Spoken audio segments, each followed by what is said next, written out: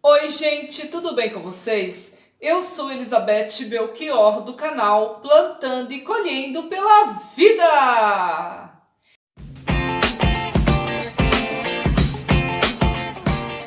E hoje, gente, eu venho com mais uma passagem de Gênesis, né, gente? Vamos refletir sobre essa história maravilhosa que nós chegamos aqui em Gênesis, que é a última história de Gênesis, que é a história de José do Egito. Como eu sempre falo para vocês, essa história para mim é a história, assim, uma das histórias mais surpreendentes, mais linda da Bíblia, né?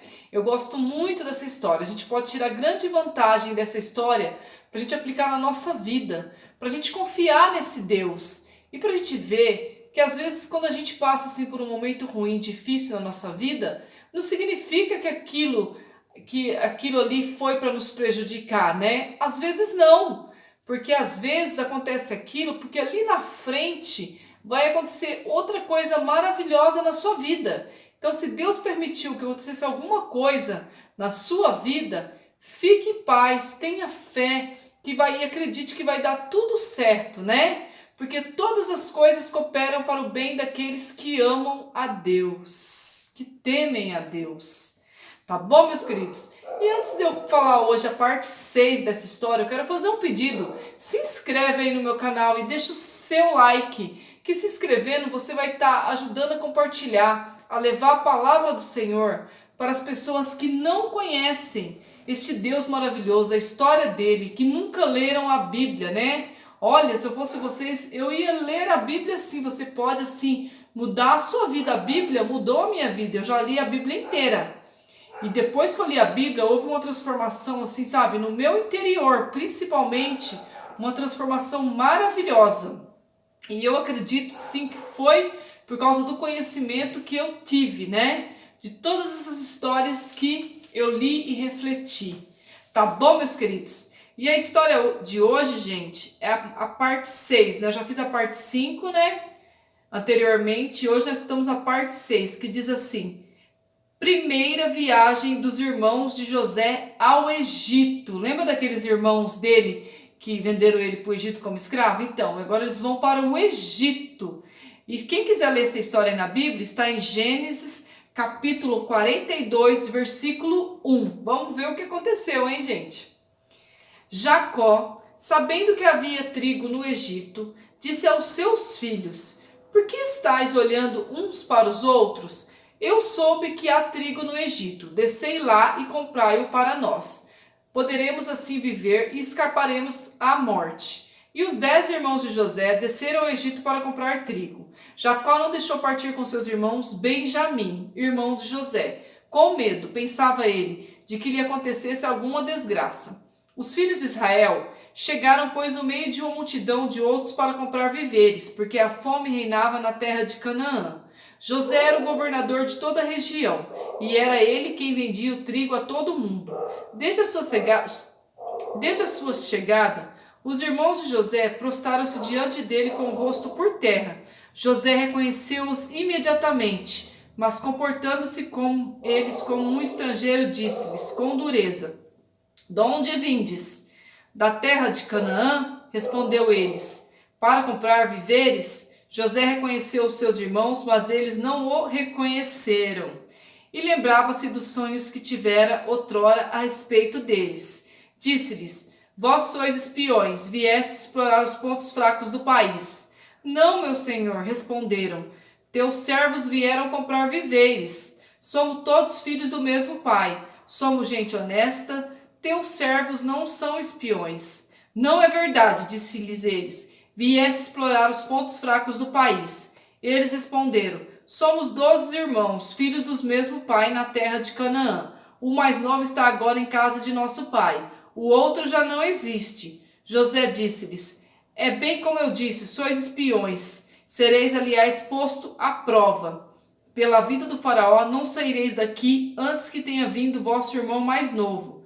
Mandai um de vós buscá-lo, enquanto isso ficareis prisioneiros. Vossas palavras serão assim provadas, e veremos se dizeis a verdade. Do contrário, pela vida do faraó sois espiões. E mandou metê-los na prisão durante 3 dias.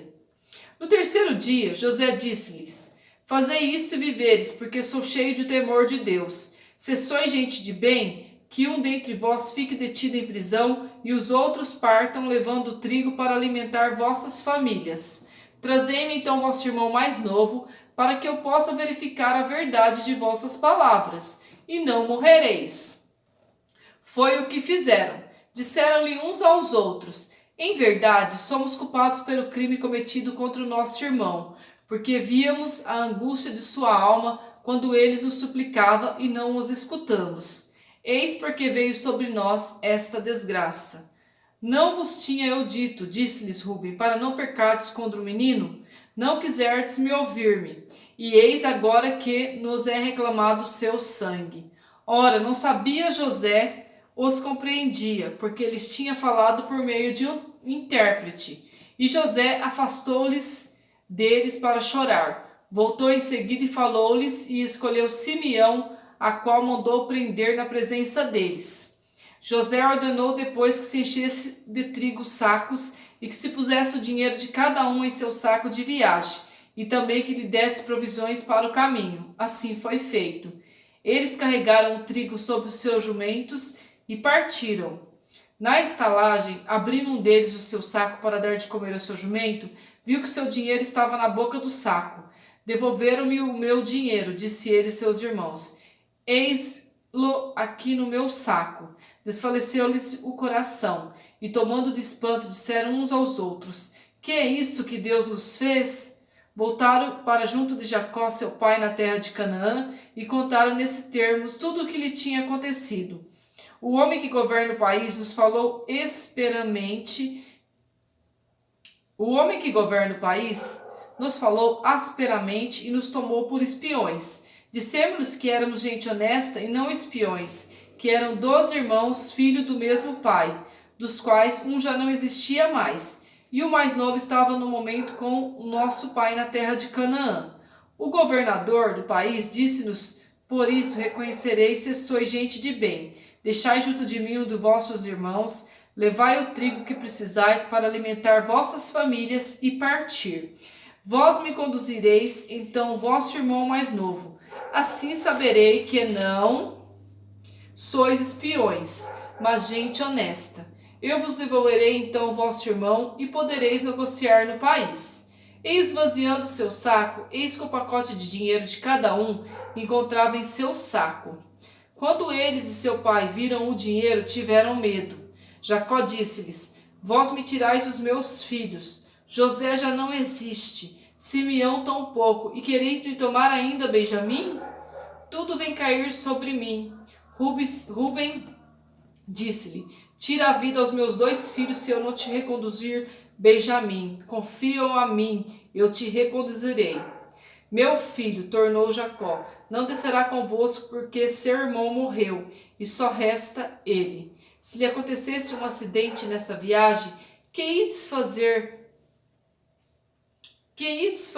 Faríeis descer os meus cabelos brancos à habitação dos mortos, sob o peso da dor? Gente, que história, né? Uma história comprida, mas uma história assim muito bonita. Quase que eu até chorei, viu?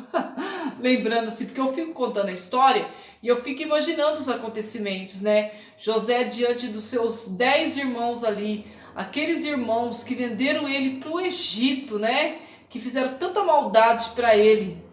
Mas José, ele tinha o temor a Deus, ele tinha um coração muito bom. Por mais que ele quisesse dar um susto, um castigo nos irmãos dele, colocando os irmãos dele na prisão, ele não fez mal algum para eles. No entanto, ele soltou 9 dos irmãos e deixou só um preso. E falou para os 9 voltar e buscar o irmão mais novo, que era o irmão dele, o Benjamim. Só que Jacó não queria deixar Benjamim viajar, porque ele tinha medo, né? Medo de acontecer alguma coisa com o Benjamim também, porque para ele, José estava morto. Mas José, na verdade, ele não ia fazer mal algum para eles, tanto que deu o trigo para eles levar, né? Junto com o dinheiro, ele não pegou dinheiro nenhum deles. Devolveu todo o dinheiro, né, deles, junto com os sacos de trigo.